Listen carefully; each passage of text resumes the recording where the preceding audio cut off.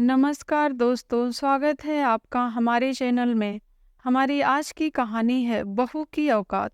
घर की बड़ी बहू ललिता विदा होकर ससुराल आ चुकी थी और अपने ससुराल में सामंजस्य स्थापित करने की कोशिश कर रही थी। वह अपनी तरफ से पूरी कोशिश कर रही थी कि उसकी वजह से घर में कोई भी तकलीफ ना हो और वह अच्छे से इस नए घर में अपने आप को ढाल सके। पर वह जितनी भी कोशिश करती थी वह कम ही पड़ जाती थी और बात बात में उसे कभी सास से तो कभी ननद से और तो कभी ससुर से ताने सुनने को मिल जाते थे। उसकी समझ में नहीं आता था कि ऐसा क्यों हो रहा है। ससुराल में सास ससुर, एक ननद और एक देवर थे। देवर दूसरे शहर में नौकरी करते थे और ललिता का पति इसी शहर में एक प्राइवेट नौकरी करता था। कुछ दिनों बाद ललिता ने यह गौर करना शुरू किया कि जितना मान सम्मान उसके देवर का उसके ससुराल में है, उतना मान सम्मान उसके पति का नहीं है। उसे इसकी वजह समझ में नहीं आ रही थी कि ऐसा कैसे हो सकता है कि उसके दो बेटों में माता पिता इस प्रकार का भेदभाव कर रहे हैं।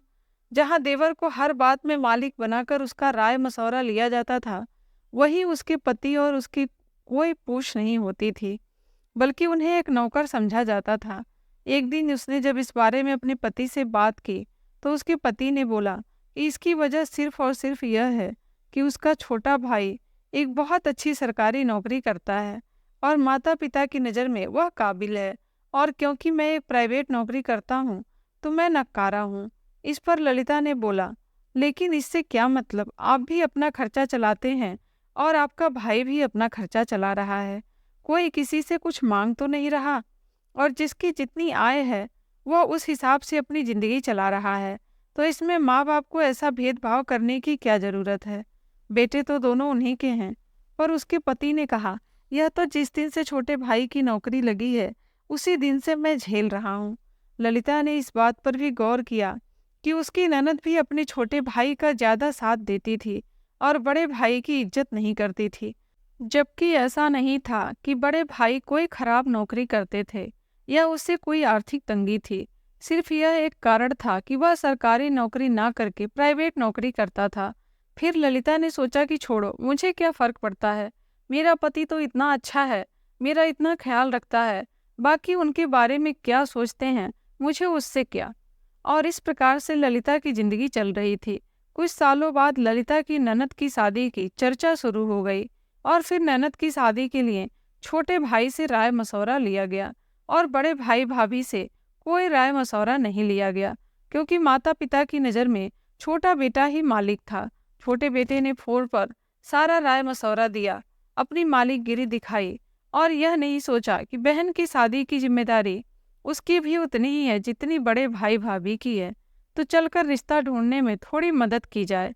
जितनी भाग दौड़ करनी थी बड़े भाई ने ही की और एक अच्छे घर में बहन का रिश्ता तय हो गया।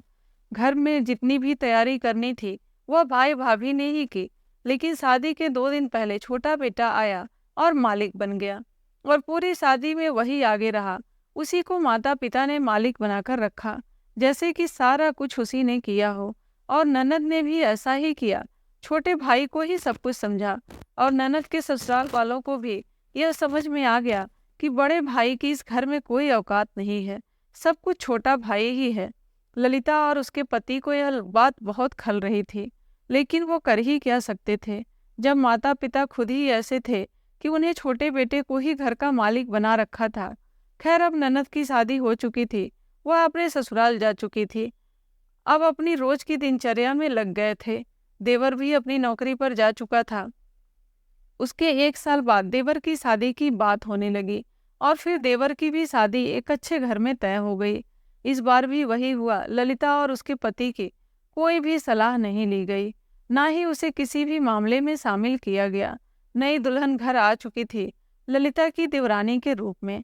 देवर ने 1 महीने की छुट्टी ले रखी थी, क्योंकि ससुराल के घर में वह अपने रूम को और सुंदर बनवा रहा था और घूमने भी जाना था।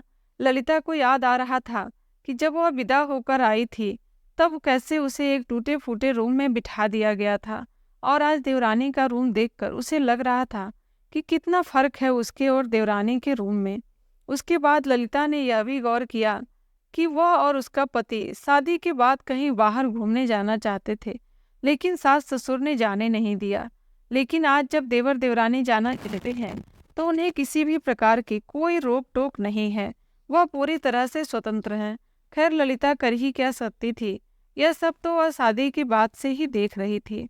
उसके बाद कुछ दिन के बाद देवर अपनी पत्नी को लेकर अपने शहर चला गया और ललिता की रोजमर्रा की दिनचर्या शुरू हो गई। लेकिन देवरानी के आने के बाद ललिता की जिंदगी और भी ज्यादा खराब हो चुकी थी, क्योंकि वह साल में कुछ दिनों के लिए बीच बीच में ससुराल आती थी। लेकिन क्योंकि वह घर की मालिक की बीवी थी तो उसे कोई काम नहीं करना होता था, और जब वह आती थी तो ननद भी आ जाती थी और यह सब मालिक बनकर बैठे रहते थे और ललिता को सबकी खातिरदारी करनी होती थी। इन सब में अपने बच्चों का भी ध्यान नहीं रख पाती थी, और इस बारे में जब वो अपने पति से बोलती थी तो उसे भी लगता था कि उसकी पत्नी ही अकेले घर की सारी जिम्मेदारी क्यों निभाए। पर उसे यह भी पता था कि यदि वह उसने इस बारे में कोई बात की तो माता पिता बहुत बड़ा बवाल खड़ा कर देंगे। लेकिन यह सब देखते देखते अब ललिता तंग आ चुकी थी, जो कि कल की आई देवरानी भी यह समझ चुकी थी कि घर में ललिता और उसके पति का कोई इज्जत नहीं है।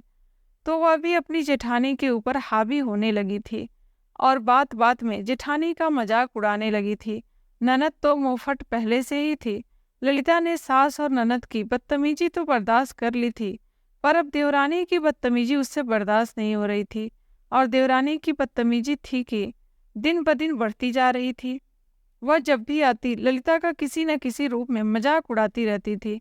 पर अब ललिता ने सोच लिया था कि यह सब ऐसे नहीं मानेंगे। अब इस बात का उन्हें जवाब मिलेगा और मिलना ही चाहिए।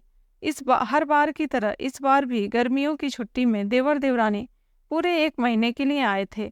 ललिता ने सोच लिया था कि अब तक जो हो आया है वह अब नहीं होगा और उस सबको उनके किए का हिसाब देना ही पड़ेगा। देवरानी के आते ही ननद भी अपने बच्चों को लेकर मायके आकर बैठ गई और सोच लिया कि चलो ललिता भाभी तो हर बार की तरह हमारी चाकरी करेंगी ही। थोड़ी देर में देवरानी और ननद ने देखा कि ललिता बैग पैक कर रही है, तो उन्होंने तुरंत ही जाकर अपनी माँ को बताया।